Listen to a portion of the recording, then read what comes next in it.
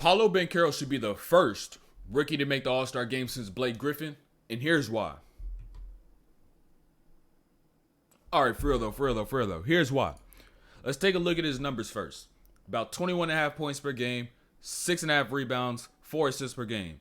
And also, let's take a look at his percentages. 44% from the field, 32% from three, 76% from the line. Mind you, 8 free throw attempts per game. That's rare to see for a rookie. I'm going to talk about that a little later, though.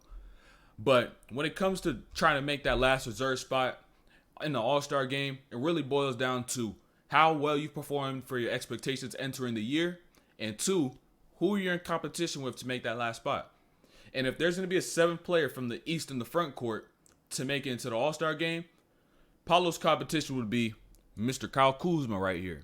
Mr. Kyle Kuzma. Now, I know to make that reserve spot, it's not about the fan voting, but this shows you that they're, in terms of performance, they're kind of on that same level, borderline All-Star, not All-Star. And so if there's going to be a 7th player, it's going to be between the 2. And now, I believe Paolo should get that spot because let's take a look at Kuzma's numbers first, though. About same points per game, rebound more, and assist more. His percentages, 46%, about a few percent higher, about 34%, 71% from the line. And now they're a little better than Paolo. So you may be like, okay, he gets the edge. He should get the All-Star. He should get the All-Star nod. But mind you, Kuzma is the number 2 or number 3 option each and every night that they play.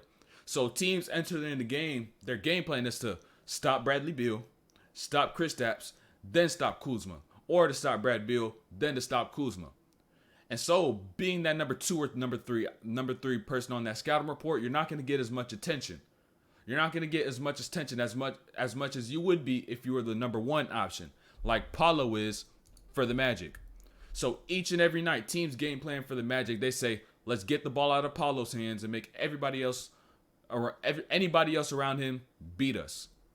And at the end of the day, the Magic's roster in general have a lot of potential, but it will be hard for them to win games if they're able to shut down Paolo. So that's always going to be the game plan. Whereas for Kuzma, he's playing off of Brad Beal, playing off of Kristaps, and on top of that, he has good veterans around him on that team so that he could be able to even play better himself. Because the better players around you, the more opportunities that you have for yourself.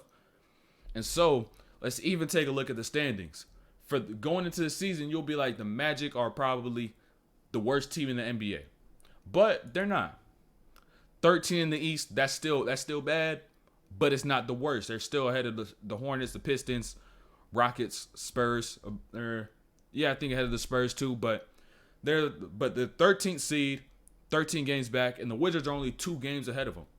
Only 2 games, mind you, despite having the more talented and well-experienced roster, they're only 2 games ahead of them.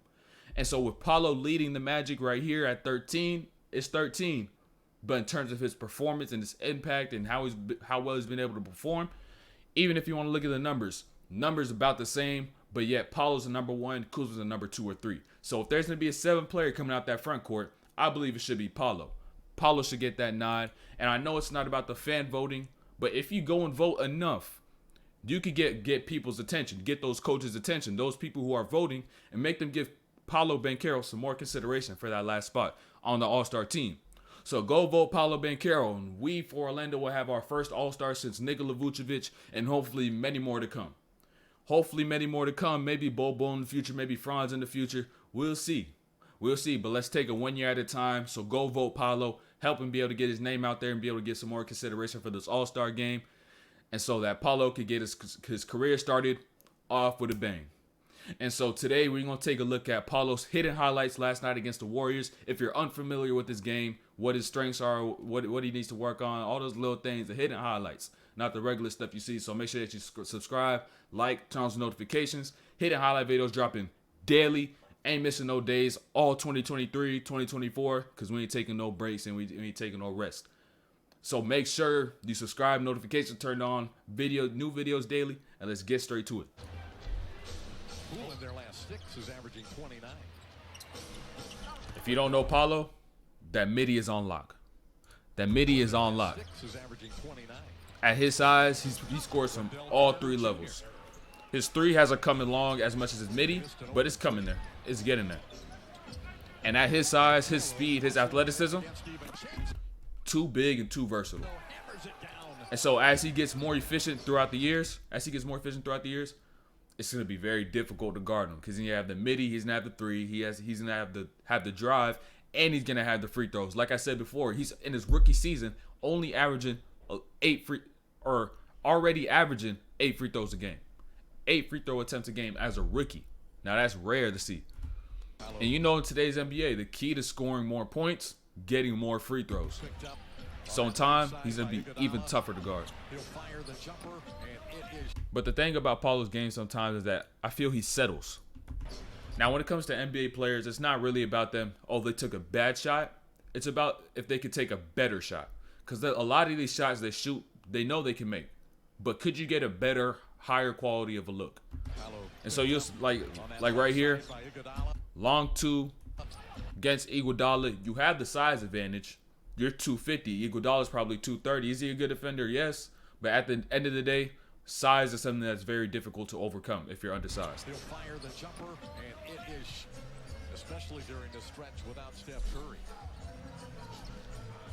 Draymond Green. And that is... Mind you, Paolo plays both ends of the floor. It's not like he's a one-trick pony. He's just going to go on offense and be lazy on defense. He plays both sides and has been playing both sides his whole career. College, high school, even in the NBA now, he's able to match up against 3s, 4s, and 5s, and he could switch on the 1s and 2s. And that's going to help the Magic a lot in the long run, especially defensively and as they become more of a competitive team. Who will miss that one badly? Paolo over the top, Franz Wagner rattles in and out. And mind you, his maturity on the offensive end is something we rarely see. A player to be this young and this early in his career, be able to make reads that involve everybody else on the court or him seeing double teams, being able to make these reads and make these passes is something you don't see from a player this young.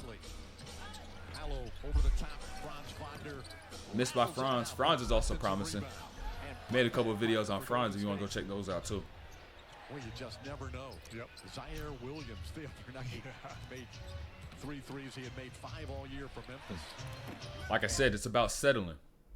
Know the shot clock's winding down. Shot clock's winding down. Catches the ball, got 9 seconds to go. Iguodala's playing the gap. One dribble. Doesn't use it. Doesn't really get anywhere at that one dribble. Ends up just turning around. A few more seconds left. Could have definitely got a better shot. It's not about if it's a bad shot or if you can't make the shot. It's about if you can get a higher quality look. And every time you go down the floor, your goal should be to get the best look possible. Here's Fultz. Now Banchero driving on Iguodala. Now this is what settling doesn't look like. This is what it doesn't look like. Him catching the ball and saying, I'm going to take it straight to the paint, rip through hard, don't care about the contact. I'm going to go over, I'm going to go past Iguodala, and I'm going to go over the top of Draymond. And I'm going to get my bucket. And mind you, his three-pointer is coming along. He may only be at 32%, but that 3 is coming along. And if you watch throughout the season, his jumper from 3 has been looking better and better, smoother and smoother as the season's progressed. You can tell he's been putting the work in. Great effort into the shot clock. Again, like I told you, too big, too versatile, bro. With that handle, that speed, athleticism, ain't much you can really do. Knockdown. Telling you that 3, once Paolo gets that 3, I don't know how teams are going to guard him. You can't go under the screen. He's got the 3. You can't go over because he's gonna get downhill. And not only does he have the midi, he could drop dimes too, and he could take it to the rack. And at that size, I don't know what teams are gonna do. And as he gets more efficient, it's gonna get scary. Ain't no lucky bounce. That's 3 in a row. Hey, I only say lucky bounce if that's your first make and it rims in. That's the only time I say it's a lucky bounce. If you done streaked up, you hit 2 in a row, 3 in a row, whatever it is, ain't no lucky bounce. Let me go back right quick.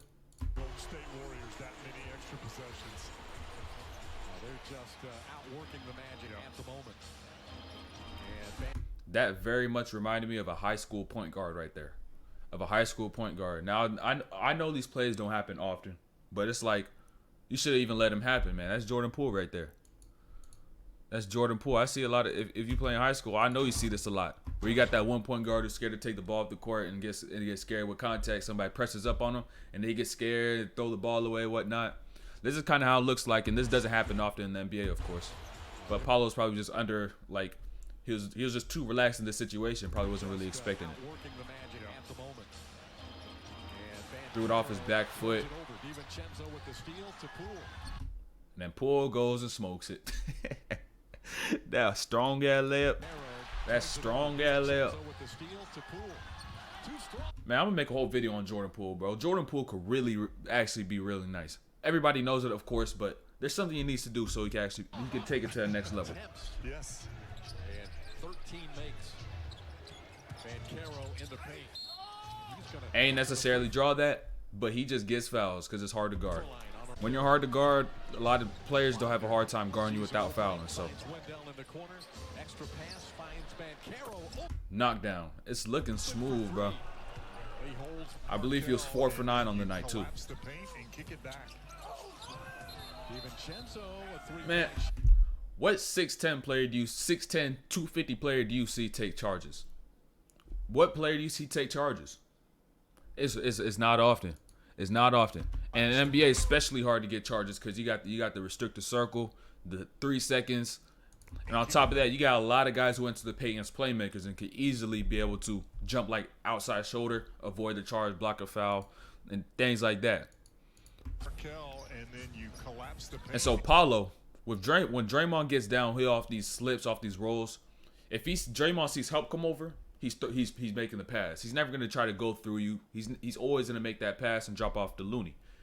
Now Paolo comes over, but Draymond is still going downhill and throws us as a jump pass. And so he cannot control himself, runs into Paolo, gets the charge. So also, this goes on Draymond too, that he's got to be more aware as he's entering these rolls and slips downhill to the rim, staying controlled. So players like Paolo can't come over and just get this charge. And controlling his pace as he's getting downhill so he could actually be able to control himself. That's a warrior cry from Cole Anthony. He just broke a 13 missed three-pointer streak. Backdoor cut by Poole to Iguodala. Jerome. Travel. Nothing about Paolo. That's just great team defense. I just want to show some great team defense. There's a couple clips that's not about Paolo, but it's just about the great team defense, man. Recovering for your own teammates. Because Cole gets fooled on the thinking this is going to handoff, so he hops up. Poole goes backdoor. Backdoor, Fultz helps, blocks him off. X rotation by Cole Anthony. Close out, bad close up by Cole. Iguodala gets downhill. Fultz back for the help. They X rotate once again. Ross on the closeout. Instead of trying to get up to his body, he beats him to the spot. Beats him to the spot, forces an error. Paolo pinches on this to make that pass to the corner even harder, and there's no gaps to the rim. And they're just bound to make a mistake if you put in a lot of good effort. Too many steps. Carter and Banchero checked in during the break. Ooh. Anthony stays on the floor. Where are you going? That's not Paolo. It's just this is Cole. There's a couple of things I just want to throw in there. A couple of things you may have not seen I just want to throw in there. Ooh. Out of there. Anthony stays on the floor. His jumper is good. He challenged it. Paolo Banchero. Double clutched. Now think about this right here. Paolo's going to get a lot of post-ups, of course. Paolo's going to get a lot of post-ups. But these post-ups and these attacks are going to be very difficult if the court is not properly spaced out. Now, I just want you to look at where everybody is on the court as Paolo gets down to this post-up. Cole standing at the free throw line, purposeless. Wendell Carter in the middle of the paint. Fultz, I can see what he's trying to do. He's trying to exchange with Franz, make some confusions on his backside to possibly hit Franz coming up high. But now, to properly space the floor, knowing that Paolo has a mismatch, get to your spots. Wendell Carter, get to the short corner. Fultz and Franz, you can keep doing what you're doing here. But Cole, this makes it extremely difficult. Stay high slot. Stay at the slot. Because now if he sees DiVincenzo, he has somebody to kick it out to, and then you could even make that one more to Franz, because as they're exchanging right here, then you got Fultz right here in this corner too. But really, at the end of the day, you always got to be spaced when you're trying to get into these attacks. When you see a teammate with a mismatch, get to your spot, give them space so they can actually work with something.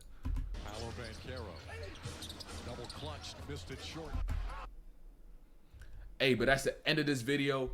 Paolo Banchero should be an All-Star this season, but he may just get snubbed because there's only 12 players that can make the All-Star game, and with 6 players in the front court already being solidified to make the All-Star game, pretty much, that if there's a 7th, I think that should go to Paolo without a doubt. But it may come from one of the guard spots. We'll see, but hopefully they end up changing that rule in the future so 14, 15 players can make the All-Star game, and a lot of players do not get snubbed out of getting that All-Star under their belt. And so that's the end of this. Make sure you subscribe, like, turn on those notifications, hitting highlight videos dropping daily. I got another one of these coming about Tyrese Halliburton very soon. Halliburton should also be an All-Star. I'm going to break that down. But make sure you subscribe, like, turn on those notifications, and we out of here.